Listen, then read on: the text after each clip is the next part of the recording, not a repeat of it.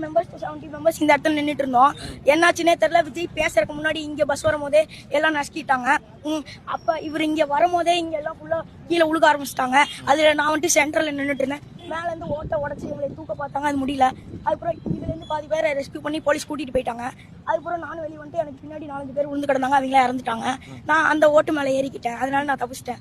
இது இங்க ஆனா இந்த இடத்துல போலீஸ்காரங்க ஏன் நிக்கிறீங்கன்னு எல்லாத்தையும் அடிச்சாங்க. அதுல என்னைய அடிச்சிட்டாங்க. நான் ஏன் சார்னு கேட்டேன். இது தெரியாம அடிச்சிட்டா அப்படின்னு சொன்னாங்க.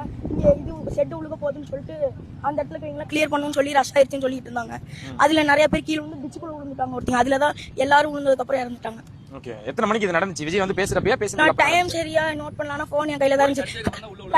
கை முதல்ல தூக்கவே முடியல, ஃபுல்லா இருந்தாங்க. அதான் விஜய் அவர்கள் பேசும்போதுதா இல்ல பேசுறதுக்கு முன்னாடியே எல்லாம் உழுக ஆரம்பிச்சிட்டாங்க. உழுந்து தூக்குறதுக்குள்ள போலீஸ் வந்து தூக்குறேன்னு சொல்லிட்டு இங்க நின்று எல்லாத்தையும் விரட்டும் போது அவங்க ஓடும் போது அதுலயும் பாதி பேர் கீழே விழுந்தாங்க.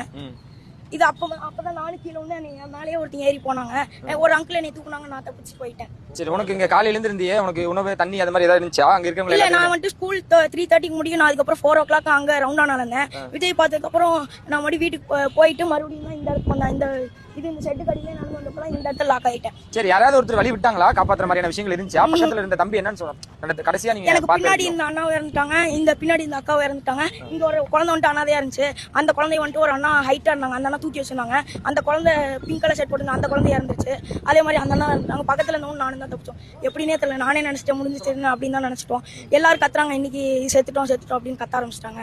உனக்கு எங்க அடிபட்டு இருந்தது? எனக்கு இந்த காட்டு வந்துச்சு. அப்புறம் இந்த இடத்துல ஒரு அண்ணா எப்படின்னு தெரியல மேலே ஏறிட்டாங்க. அதுக்கப்புறம் ஒண்ணும் இல்ல, நான் தப்பிச்சிட்டேன். கூட்டெல்லாம் விளங்குனதுக்கு அப்புறம் பாத்தியா? விளங்குனதுக்கு பார்த்தேன். இந்த இடத்துல இருந்து இந்த இடத்துக்கு வந்து பாக்குறேன், ஒரு 20 பேருக்கு மேல அனாதையை எப்படி ஒரு மாதிரி இறந்து போன